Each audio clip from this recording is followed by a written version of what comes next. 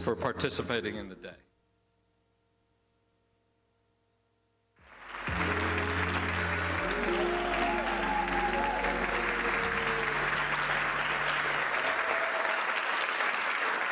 Good morning. Thank you all. We're very grateful for you all who are here today. I'm Mark Ackerman, the chairman of the United States Association of Blind Athletes, and we are very excited to have you join us this morning, whether you're watching on the live stream or you're here with us at this beautiful United States Olympic and Paralympic Museum in Colorado Springs. Thank you all for being here this early morning. I want to personally thank our sponsors. USABA and, in fact, the whole Olympic movement could not move forward without sponsors. And those of us who are involved in the Paralympic side are particularly grateful for your enormous support. And for our supporters of USABA, who are Anthem, Bank Central, Cross First Bank, El Pomar Foundation, the U.S. Olympic and Paralympic Committee, the Colorado Springs Downtown Lions Club, Executive Park Eye Care, USI, and Delta Gamma alumni at Colorado Springs, we want to recognize you and thank you for all you're doing for all of us and our athletes.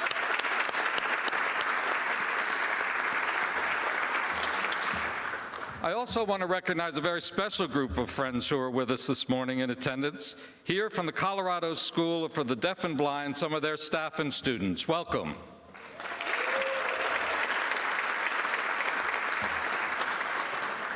October is a very special month for the USABA community. It's recognized as National Disabilities Employment Awareness Month and Blindness Awareness Month. It's also annually designated by USABA as a National Blind Sports Month.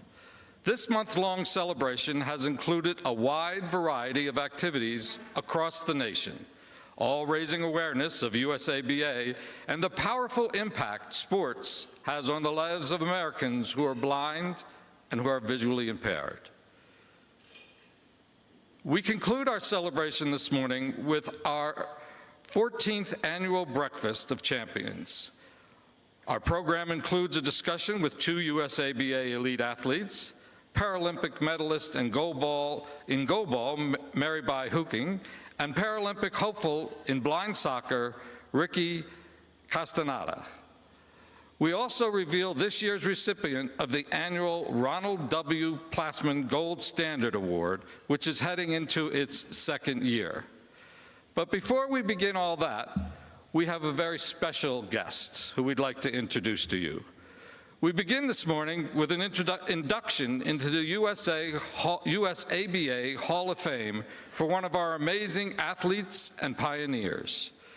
The USABA Hall of Fame was established to recognize USABA athletes, coaches, and other USABA members who distinguished themselves through athletic accomplishment or through a significant role in the advancement of sports for people who are blind or visually impaired.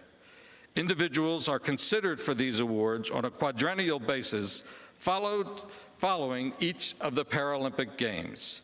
And then over the next few years, we formally induct them into our Hall of Fame. Today's inductee is powerlifter Cody Colchado. He's a member of the 2020 Hall of Fame class. Cody was born legally deaf and lost his eyesight after sustaining a football injury in high school. He is a 33-time world champion in powerlifting for both the able-bodied and disabled divisions. He holds 21 world records in the squat, bench press, deadlift, and total. He has earned 12 Best Lifter awards. Cody represented the USABA 8 times as part of Team USABA. He was inducted into 8 Sports Hall of Fames, including the World Association Benchers and Deadlifters Hall of Fame in 2012, and the Latino International Sports Hall of Fame in 2019. In 2015, at the World's Strongest Disabled Man competition in Iceland, Cody became the first American to win the standing division. Cody is also a 3-time national champion in track and field, where he competed in the pentathlon, the 100-meter run, the long jump, the shot put, the discus, and the javelin. Amazing. He is also a Taekwondo national champion and board breaking in 2003. Ladies and gentlemen, please join me in formally welcoming Cody Colchado to the USABA Hall of Fame.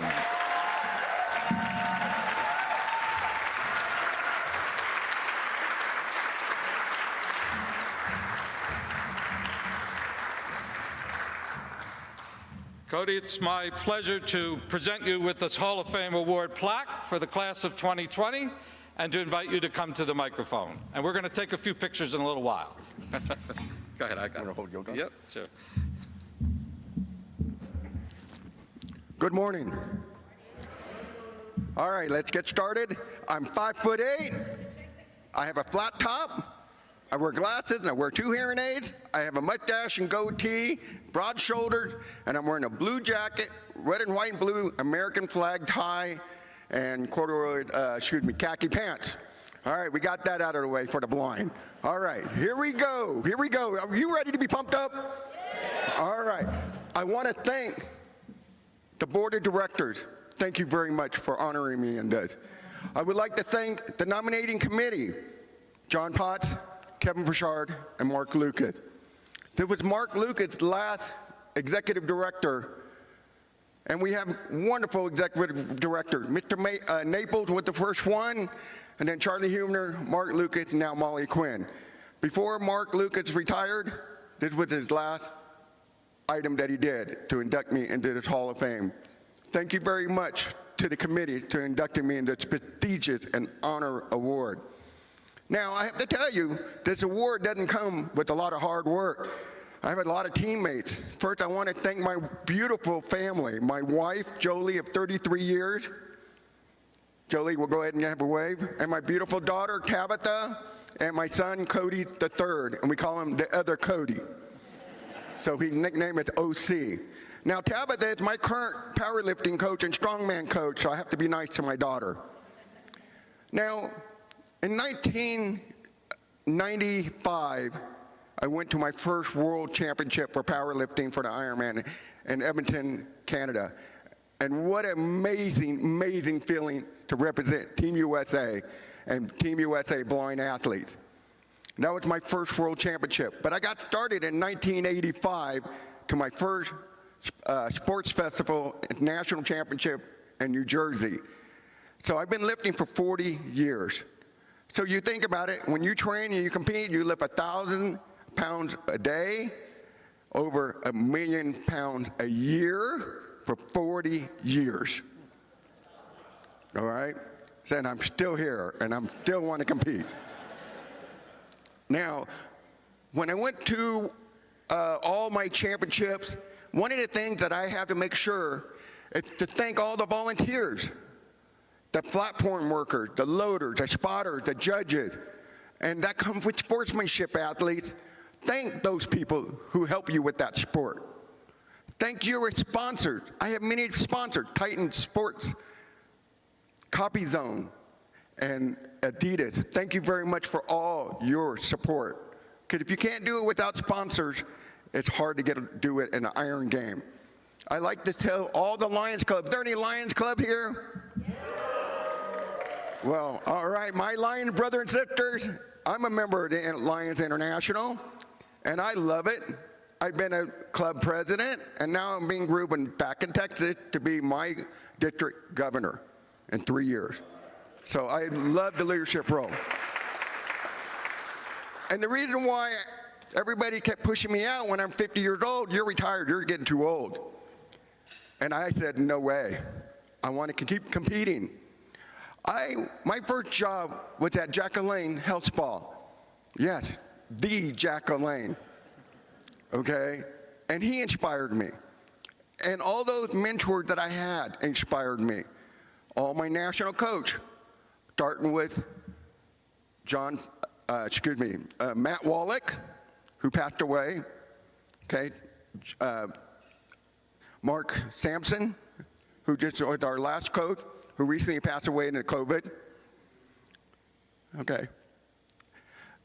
I have a lot of teammates that I need to acknowledge. And powerlifting, there's men and women. And my teammates, Kathy Martinez, Edie Joan, Abby Peppercorn, and all the kids from Washington School for the Blind. My men teammates, there were 3 of them. Nick Sonorti, Dee Pena, and myself were known as the 3 amigos for Team USA. And even one of the teammates is Kevin Burchard, who's here today. Thank you, Kevin, for being at the 08 World Championship in powerlifting. And he's also a great athlete himself. And the other teammates that I had, Chris Sheppy, Ron Koresh, Howard Moody, Omar Sanchez. My teammates inspired me. And the athletes from around the world, like Team Iran, Canada, UK, and there's many others, okay? I'm very nervous. The first time I feel like I'm a nervous, novice lifter. One of the things that I've learned over the years when I competed, and I want to tell you one story or two. One of the stories, one of our teammates, Nick Sonorti, who passed away in 2016 out of Florida. He's the godfather of powerlifting for the blind. And when he competed, and he told me over the phone, Cody, there are 2 things I can guarantee you. There'll never be a blind powerlifter in the Hall of Fame, and the Chicago Cubs will never win the World Series. Well, we know that Chicago won in 16, and I'm being inducted now for powerlifting. So it's not about me, it's all about my teammates.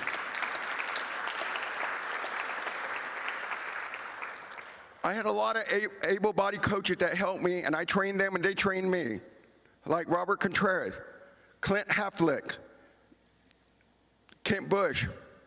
A lot of these coaches said, Cody, the championship is not won at the games, they're won at the gym. You're gonna fail a lot, and boy, did I fail a lot. But the best thing about failing, you learn from it, you pick up yourself by the bootstraps, and you do it again, and again, and again. So athletes, never give up, be a great sportsman, be humbled, and be gracious, okay? The next story I want to tell you, it's one of the best stories of my life. I went to the world's strongest man in Iceland, all right? I was 52 years old, and one of the events is lifting a car. You strap yourself in and you lift a car. Now, nobody could lift a car, and I went over there and they give you the disabled athlete. Now, one of the things about the strongman, it doesn't matter what you're blind, amputee, able, whatever your disability, they're gonna put you together in 2 different categories, standing and wheelchair. And these athletes come together and they cheer each other on. So I go and strap myself in to warm up till they're ready to lift the car. Couldn't budge it. I go, Coach, the thing is heavy. He goes, duh, it's a car. So I said, you know what, Coach, I need to go to the bathroom. So I go relieve myself. I get on my knees. I said, Lord, give me strength. Give me strength. So I went out there, and they made the announcement, Cody Colchado, USA.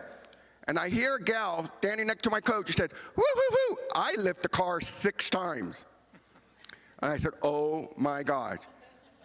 A girl lift this car? So I decided that that's it. I tightened my belt up a little bit more, got myself strapped in, and I said, let's go to work, old man.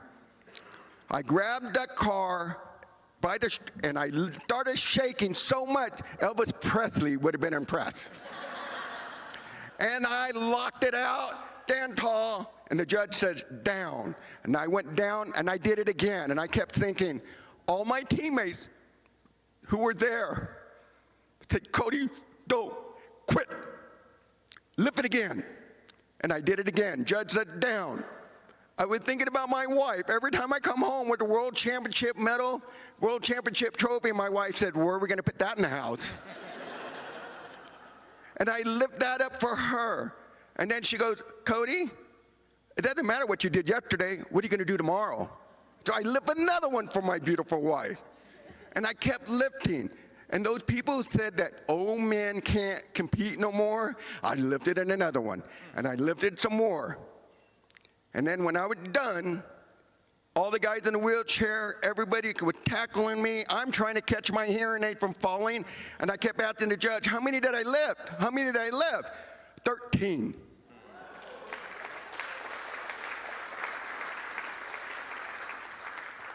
And I said, well, how many do I need to lift? Nobody could lift the car. You only had to do it one time.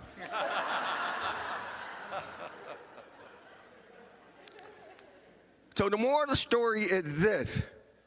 Whatever your dreams are, go get them. My first time I saw the Olympic, it was 1972. And there was Jim McKay. Welcome to ABC Sports. The agony of defeat and the thrill of victory. When he came on again, Jim McKay, sorry, folks, I'm sorry, we had a tragedy. The PLO attacked the Israeli lifters and the athletes, postponed the Olympics. But you have to understand, folks, I was born on Flag Day, June 14th, and I saw all those countries. I saw all those flags. I was 9 years old, and I said, that's for me. I want to do it. That's my dream. And I lost my eyesight.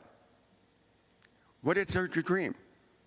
So my coach wrote a letter to United States Association of Blind Athletes in Colorado now. There wasn't an email back then. It was an old-fashioned letter. We got a letter, and we got a request to meet Mr. Dr. Charles Buell at my first nationals out of California. Charles Buell was one of our founding directors here, founding members. So it was an honor to meet him, and Zeke Edwards, and many others. So athletes, never give up, achieve your dream, and thank you very, very much for this honor. Thank you. Love you all. There you go. Thank you, sir. I'm going to help you.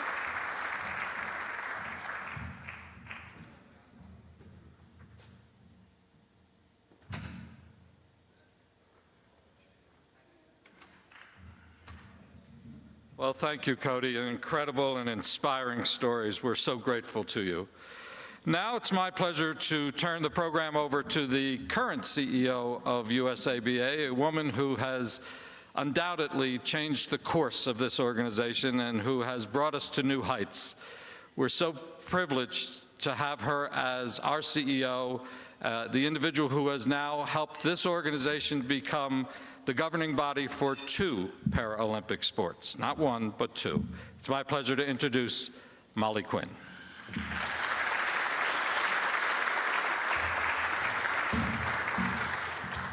Thank you, Mark. And good morning, everybody. It's really great to see so many familiar faces, family and friends in the room, and lots of sponsors. This past week, our USA goalball men's and women's teams concluded the final Pan American Games preparation training camp at the U.S. Olympic and Paralympic training site at Turnstone in Fort Wayne, Indiana. The upcoming Pan American Games in Santiago, Chile, beginning on November 17th, represent the final opportunity for our goalball teams to qualify for next year's Summer Paralympic Games in Paris. Join us by cheering on the USA goalball teams as they begin play at the Pan American Games on November 18th by watching the live stream broadcast that will be shared on the USABA website and social media channels, and by sharing those live streams with your friends and family. Historically, the U.S. is the most successful country in the world in goalball, having earned 12 medals at the Paralympic Games and another 11 medals at the World Championships. And we are confident that Team USA will build on that legacy at the 2024 Paralympic Games. Go Team USA. . '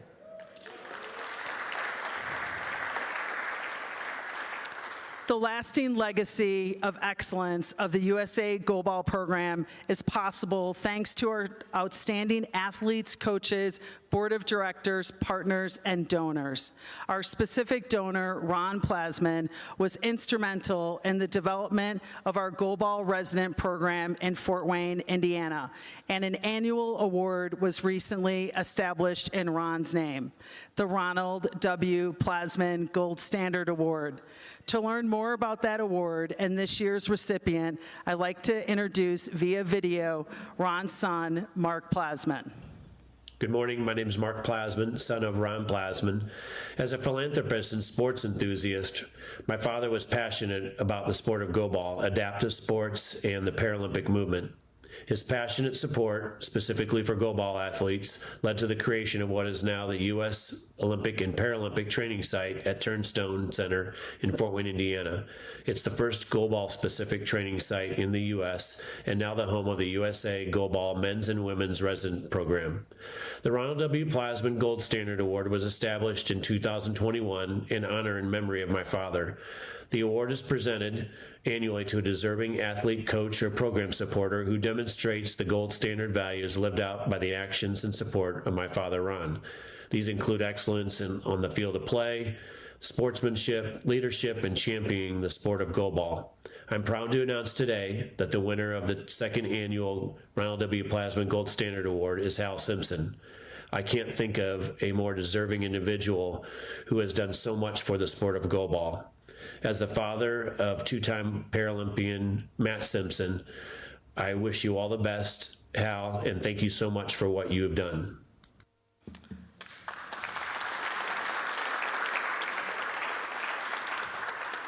Before we bring Hal up here to receive the award, I wanted to share some background along with a few of the many supportive words supported in Hal's nomination from his athletes and their families. Hal is the father of two-time Paralympian Matt Simpson. In 2011, Hal formed Georgia Blind Sports. Since then, his leadership has enabled hundreds of people who are blind and visually impaired to learn, play, and compete at the national level of goalball. Hal Simpson is a coach who leads by example and upholds high moral and ethical standards. He emphasizes the importance of honesty, fairness, and sportsmanlike conduct to his teams, encouraging players to always compete with integrity. He takes the time to listen to players, provides emotional support, and creates a safe space for players to express themselves. Given the chance, Hal will tell anyone and everyone about the Paralympic movement and the positive impact it and the sport of goalball has had on his son Matt and his entire family. Ladies and gentlemen, I present to you the 2023 recipient of the Ronald W. Plassman Gold Standard Award, Hal Simpson.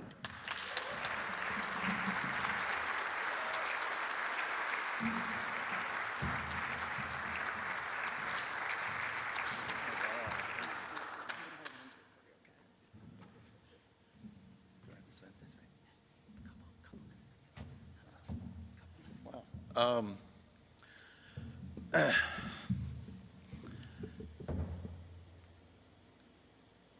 23 years ago, my then 10-year-old, my son at the age of 10 came to us and said, I want to play goalball.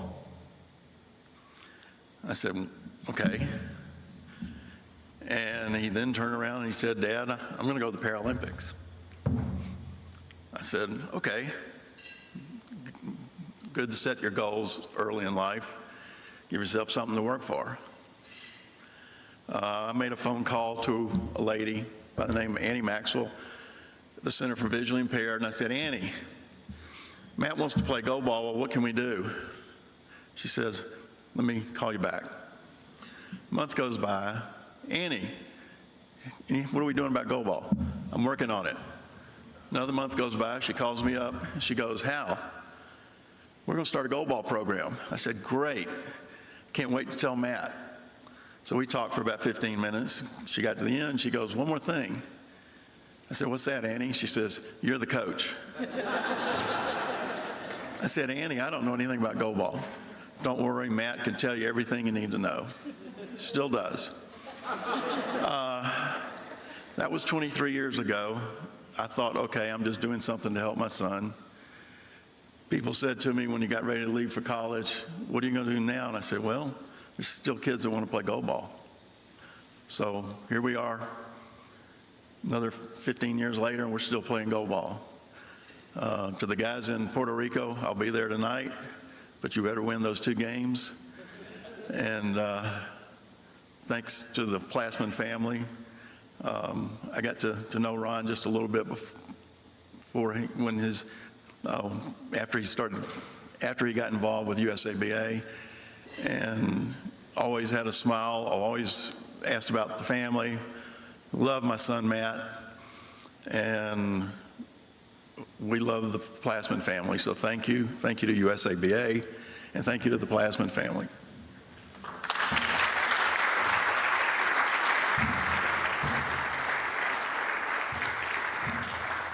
You know, a couple of weeks ago, I was able to be with Mark Plassman and Hal's son, Matt Simpson. And although we weren't supposed to tell anybody about the award, I just had to. And to be able to share that moment with Mark and with Matt, it was truly inspiring and just something that we're so proud of what Hal has done for the sport and what he continues to do to lead by example. So Hal, thank you again for everything. For 47 years, USABA has overseen the Paralympic team sport of goalball from grassroots development to elite national team athletes, resulting in the most successful goalball program in the world in terms of Paralympic and World Championship medals. Last year, we were designated by the United States Olympic and Paralympic Committee as the national governing body for a second Paralympic team sport, blind soccer. And what a year it's been. At last year's Breakfast with Champions, we introduced to you the newly named first ever USA Blind Soccer National Team. Since that time, the national team has participated in 3 training camps, and in March of this year, participated in a pair of international friendlies with Canada in Chula Vista, California, emerging with 2 victories by scores of 1-0 and 3-0. Let's take a look at some of the highlights from that historic first match. Welcome to Chula Vista, California, where history will be made today as the U.S. Blind Soccer National Team faces Canada in the first international friendly in the program's history. We've got a great turnout here today. The stadium keeps filling up. We're so excited to have these fans out here and to see what these 2 teams are going to do out on the pitch today. Comes around with it. There's a shot and a goal! Crowd is standing up, screaming in excitement. Everybody here is just lit up.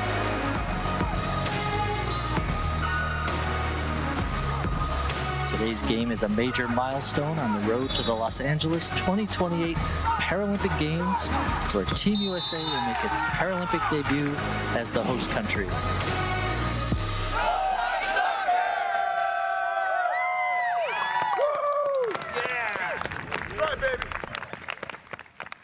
Introducing a new sport to the United States is a once-in-a-lifetime opportunity and also a monumental undertaking. Blind soccer has been part of the Paralympic Games since 2004, but the U.S. has never fielded a team. As the national governing body for blind soccer in the U.S., this massive opportunity to bring the world's most popular game to a community of individuals who have never had the opportunity to feel the ball at their feet or the rush of excitement after scoring a goal. Experiences sighted individuals often take for granted. Yet, we have the power to change their lives. Our roadmap to fielding a competitive blind soccer team at the LA 28 Games and beyond includes a broad awareness campaign across the country, particularly in the Los Angeles area over the next 5 years.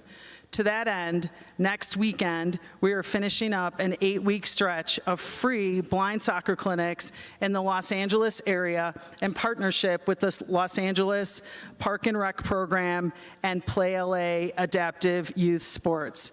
Our second year of partnering with Play LA with plans to add goalball clinics in 2024. And now it's time to hear from our featured athletes. To introduce our athlete panel, I welcome to the stage a leader in the Paralympic movement for more than 15 years. In her previous role as Paralympic Triathlon Program Director at USA Triathlon, she guided Team USA to back-to-back first-place finishes in the medal count at the Rio 2016 and Tokyo 2020 Paralympic Games. We're pleased to welcome her to the USABA staff last year as Director of Sport Performance, overseeing both the goalball and blind soccer national team programs. Please welcome Amanda Duke-Boulay.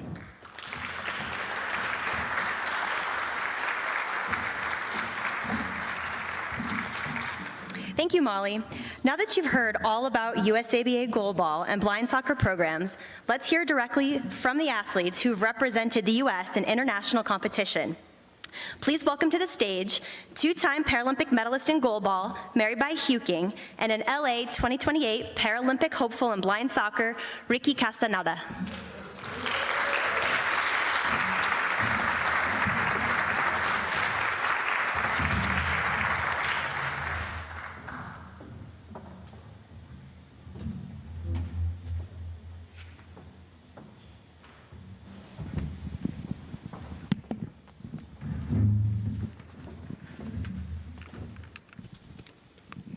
Welcome, guys.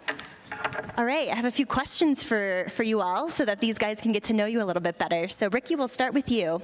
How did you get involved in the blind sports community, and what made you want to continue? So when I was 4 years old, I was diagnosed with parsplanitis, a genetic disease given to me by my mother. And I used to do a lot of sports, from football to soccer, and really my role model was my cousin. He would play soccer, he would play football, and I would join him. So I remember this specific one moment where we were running off the pitch and we were racing. And I remember seeing a double door, and all of a sudden I remember being on the ground. Turns out I hit myself in the head with the glass wall, thinking it was a double door, and it was just one single door. I was then picked up by a family member and sat down on the side and was told, I think every child with a disability usually has the conversation of, maybe you need to sit down, maybe you need to relax, maybe you need to watch out a little bit more because of your vision. And in that moment, my heart crushed for soccer and football and everything that I was doing. But then at the age of 12, I went to the tech school for the blind and visually impaired and got another opportunity to play multiple sports, starting with wrestling, goalball, swim team, track, and eventually my first love, judo. And that's where it really all started and has started and it keeps going. Ricky and I have slightly different experiences because he experienced his vision loss later in life, but I have a congenital condition called albinism, so I've been blind since birth, and I was always interested in sports, but actually wasn't introduced to sports for the blind until later, so we're kind of similar in that experience. When I moved to Utah in 6th grade is when I was first really introduced to the sport by my orientation and mobility instructor, Shannon. And at that time, I was actually competing in figure skating, which was a sport I got into because it was a way that I saw other athletes who I could connect to who looked like me. I'm of Asian descent, and I saw so many figure skaters like Michelle Kwan and Christy Yamaguchi and was really inspired by that and by that connection. So when I moved to Utah and was introduced to goalball, it was quite the shock when I was asked to dive on a dirty gym floor and get hit by a ball. I actually didn't like the sport at first, and in Utah, you have local practices that lead up to a state tournament at the end of the season. And my mom was like, hey, just stay on through this state tournament. If you don't like it after that point, you can quit. I was like, okay, going into this tournament, already planning to stop playing this sport. But when I went to that tournament, it was actually the first time that I got to meet other people my age, and especially girls my age, who had vision impairments. And I remember for the first time feeling this intense sense of belonging. I didn't have to change anything about myself. I didn't have to act differently. I didn't have to pretend like I could see things that I couldn't see. And it was really that experience that made me fall in love with the community first and made me really want to stick with the sport. I felt so inspired by those girls and everything that they were doing. And, you know, we found the love for diving on a dirty gym floor and getting hit by a ball a little bit later. What makes these sports in this community so unique besides the dirty gym floor? And what do these sports give these blind individuals? So, can you repeat the question one more time? Sorry. Absolutely. What makes these sports and this community so unique? And what do these sports give these blind individuals? So when I first joined the national team, we were in line to get our jerseys. And it was a very specific moment for me where it was very emotional, high tension, and it didn't start like that at first. It kind of was just like a normal day. We were all in line, just talking to each other, just like teammates do. And then all of a sudden, one of the USABA members came out and said, "We're ready for y'all." And it got really, really, really quiet. Because we all knew that we were all fighting for this moment. Personally, I've been training since 2017, since I was 17 years old, for blind soccer, for this one moment, for earning my jersey. And so we lined up in our respected numbers, and we went in. Coaches made their speeches. There was tears drawn. But when all my teammates really started getting emotional is when we started actually touching our jerseys. I specifically remember touching my number 8 jersey and just tracing it, the figure 8. And it was just so emotional for me. I thought about the times that I spent with my grandfather, learning about the sport, him describing every single little detail on the couch, and just relaxing at home. It really hit me hard. I remember that the coaches had to wash our jerseys the next morning because that's how much we cried. So, but that next day I got to wear it in my first international match against Canada. And I got to wear it one more time after that. We won 1-0, and I assisted in the goal with Alvaro, one of our best players. And it felt amazing. It felt like that little 7 to 8-year-old that ran into that wall again really woke up again and really saw the opportunity that he had.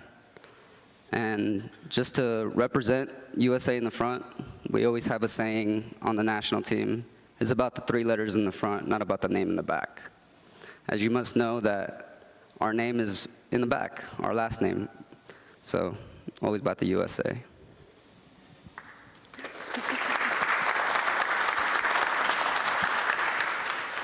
As Ricky shared through that experience, what adaptive sports really give to people within our community is access to opportunity.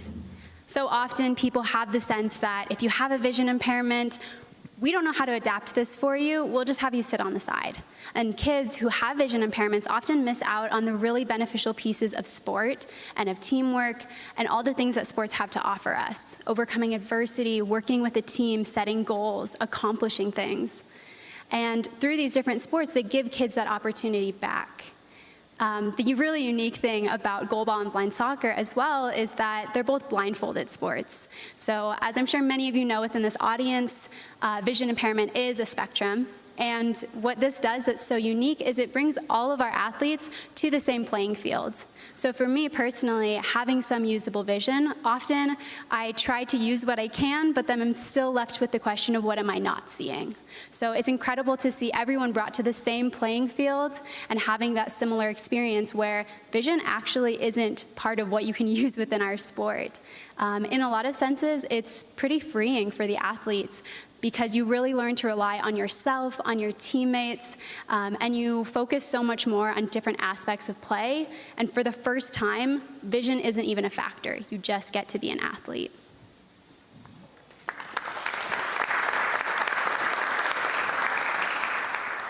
So playing for your country, USA, is the pinnacle of what you all want to do in life. So Ricky, what have you learned so far from your experience playing on the USA Blind Soccer National Team?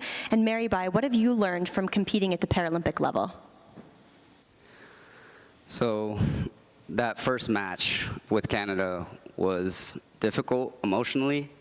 I play a lot of sports such as judo, baseball, so on and so on. The rap sheet goes on. But really soccer is my main sport. And that emotional tension in the game, in the moment, is what I strive for. And to do it for US, it's even better. It was very hard just to get it all over those emotions and just to keep it in check, like a lock and key. And just to get that one moment into that shot. And there will be many moments like that where I shoot that goal, or when I assist somebody in shooting that goal, when I defend. And I can't wait for those. Yeah, Ricky, I'm so excited to see where you head within your career. You know, being able to see you compete for the first time wearing the USA jersey really brought me back to my first time experiencing that same feeling. Back in 2013 was when I got to compete with the US women's national team for the very first time in Sweden. I still remember all of the emotions. I remember going in for the first time against one of the easier teams at the tournament. We were up by several points, and I went into the game and let in 3 goals. So a great start to my career with the national team. I came off the court, and Coach Ken Armbruster patted me on the back, and he was like, "Buddy, you're shaking like a leaf." And it was really only uphill from there. You start to learn how to deal with those emotions and how to really hold space for all of the pressure that comes with that position. We put so much time and effort into our sports, and oftentimes when we're going to these competitions, we're really carrying with us all of the support from back home, from our family, our friends, our local coaches, and it can be a lot at times. And Ricky, what you're going to experience is, one, that pressure only continues, but also you are only going to improve at being able to hold space for that and being able to handle those emotions. You know, as you go through those opportunities, you learn to be a little bit better at staying in the moment. You know, you have that flow state that you're able to tap into. And for me, one of the pinnacles of my sport career was really being able to compete in 2021 at the Tokyo Paralympics. We went into our semifinal match, so winner goes on to gold. Loser will then compete for bronze. We were playing against Brazil. We went into double overtime. And I still remember in those moments realizing this is it. This is what I have trained for, this moment of staying present, of being here, of focusing on what I'm doing. And it's just absolutely incredible. There's really nothing like it. And Ricky, you're going to have so many incredible opportunities. I'm so excited to see where you go within your career. And yeah, I'm hoping to see you with the national team in LA 2028 with that same experience, that same excitement, and I know you're going to kill it. Can't wait.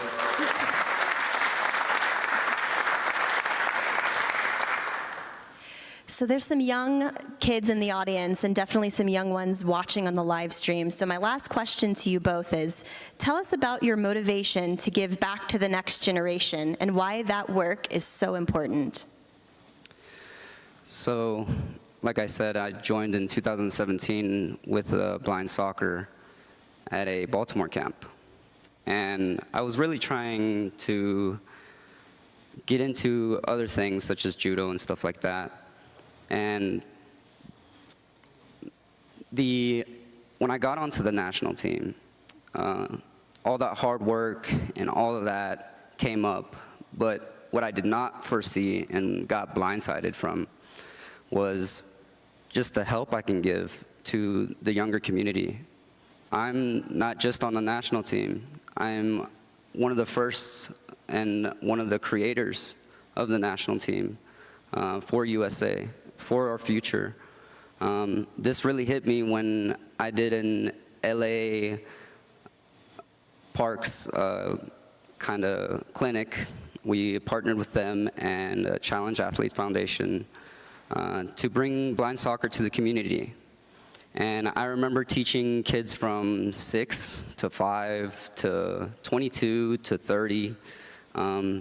It was just all over the place, and I loved it. I dove in head first. And in some of those kids, I saw myself. I saw the 8-year-old me. I saw the 7-year-old me. And I was the one trying to stop them from running into the wall and having that conversation. And so that afternoon, I remember specifically going to this one small little pitch, and it was the last one, and I remember our membership saying, okay, it's not gonna be that many people, so let's just relax and let's get home. So we went in, and I began to speak to the parents and the kids while one of my teammates were teaching them how to play blind soccer and teaching them some of the skills. And I found out that this kid has been going out every single day with his ball outside in the backyard. And not only that, when I've told parents to go play with their kids and stuff like that, for they can have that opportunity. And so the mother was telling me that she's never really seen her husband play with her son. And that really hit me hard in the chest and really opened me up for like another doorway of seeing it, of the youth. And brought me back to when I was 7 years old, when my mom is also blind. How could she would have played with me with a ball, with a blind soccer ball if I would have had one? That's what I do now. I give those without the opportunity that are younger than me the vision and the opportunity to learn about this beautiful sport, blind soccer.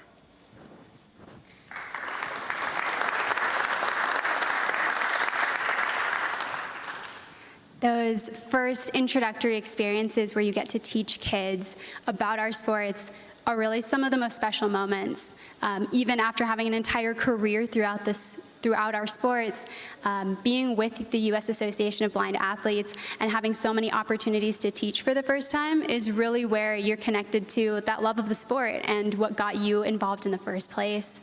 As Ricky mentioned, it can be really impactful to see, first of all, what that experience gives to those kids, that sense of agency, that sense that I can do this. And it also really impacts parents to be part of that experience. We've worked with a lot of parents who often will give them the chance to play the sports as well. And it really seems to shape their understanding of their child's abilities and what they can do.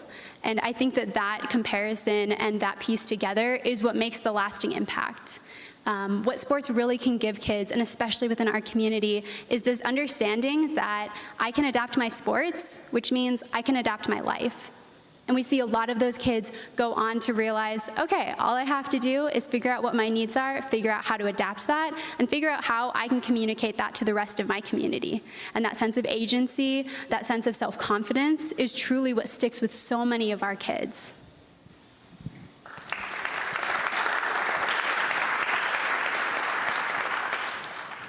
Thank you, Ricky and Marybai. It takes a whole community to identify, shape, and support these athletes to represent our country. Although the Paris 2024 Paralympic Games are our main focus in the coming weeks and months, we can't help but be excited for the LA 2028 Paralympic Games, where our goalball and blind soccer athletes will have the opportunity on home soil to compete in front of ecstatic U.S. fans. Join us in this exciting journey. We thank you for your time and listening to Marybai and Ricky's stories, and for supporting USABA and its mission to change the lives of those who are blind and visually impaired.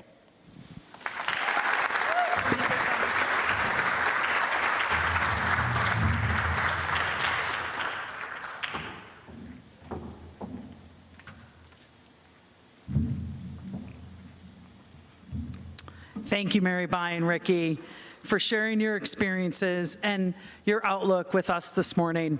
Marybai has been to the top of her sport, standing on the medal podium at 2 Paralympic Games, representing Team USA in goalball. Ricky has aspirations of doing the same in the sport of blind soccer, beginning with the LA 2028 Paralympic Games.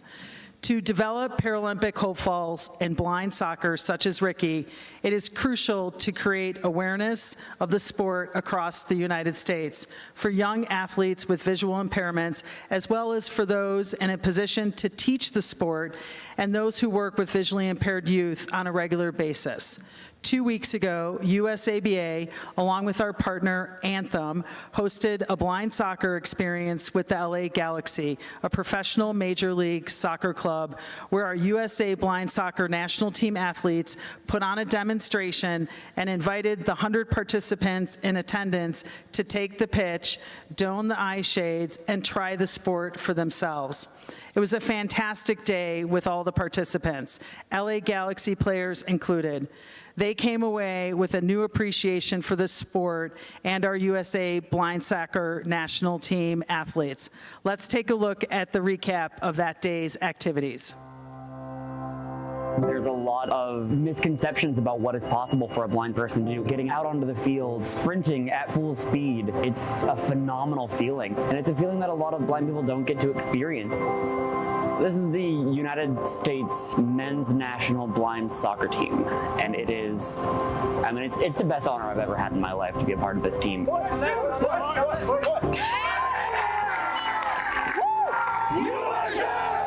We started off at Galaxy Park, where we had some of our participants put on some blackout shades, kick the ball around, and kind of experience what it's like for these athletes to perform at their level. Nice to meet you. Pleasure. I'm Charles Caffrey. So the main difference you're going to have to get used to is you don't dribble with your laces. You dribble with the inside, right? We all have something special in ourselves, and to see what they can do while they're being blind, the way they can dribble the ball is just amazing. To live it and experience it for the first time was unbelievable.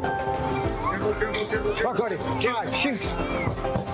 There we go. Blind soccer originated in the 1920s in Spain. When players are on the field playing, they use the word voy, which helps players understand that someone's coming to try and get the ball. All athletes, except for the goalkeepers, will have eye patches on the ball. As you can hear, it has rattles inside of it.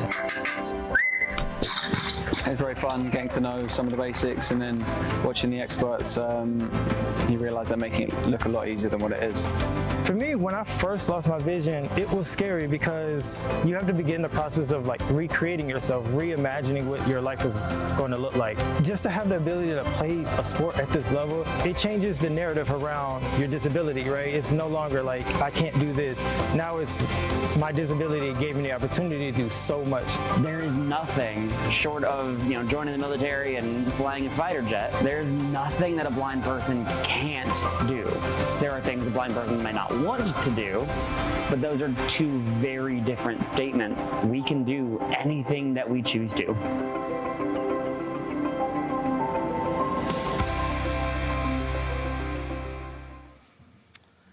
What a rewarding day it was to partner with organizations like the LA Galaxy that have such high visibility and can aid in the awareness of blind soccer. We look forward to continuing to build relationships and providing experiences such as this as the lead up to the LA 28 Games. I want to recognize two of our other board members that are here today, Amy Wasson with Anthem, and Brian Eaton, who's sitting right here. And thank you to everyone in this room who joined us for this special event this morning. And thank you to our virtual audience tuning into the live stream across the country. And thank you to the Olympic and Paralympic Museum for once again hosting Breakfast with Champions in this beautiful setting surrounded by Olympic and Paralympic history and artifacts. And thank you once again to our sponsors, Anthem, Bank Central, Cross First Bank, El Pomar Foundation, the U.S. Olympic and Paralympic Committee, Colorado Springs Downtown Lions Lions Club, Executive Park Eye Care, USI, and Delta Gamma Alumni, Colorado Springs. Your support allows USABA to continue to bring adaptive sport opportunities into the lives of Americans who are blind and visually impaired, in turn leading to fulfilling experiences for each person we reach. Lastly, we value your support. Please share the cards on your tables with a friend or family member and invite them to learn more about USABA, goalball, blind soccer, and all of our other programs. Today, you witnessed just how impactful adaptive sports are for people who are blind and visually impaired. It's about the development. It's not all about the development of Paralympians, but it's also about empowering people through sport to learn lessons, skills, and confidence that will enable them to lead successful and fulfilling lives as members of our community. Thank you again for joining us this morning.